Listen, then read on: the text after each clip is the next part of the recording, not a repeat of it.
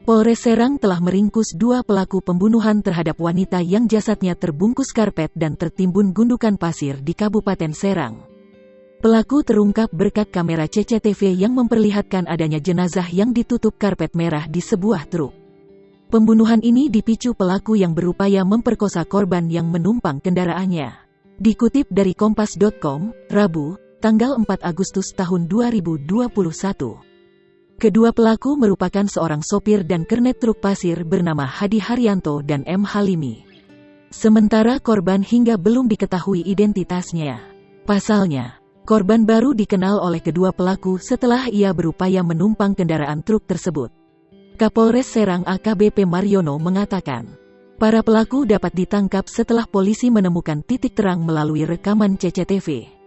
Dalam rekaman CCTV, terlihat adanya jenazah yang ditutup karpet merah di bak bagian belakang truk pelaku.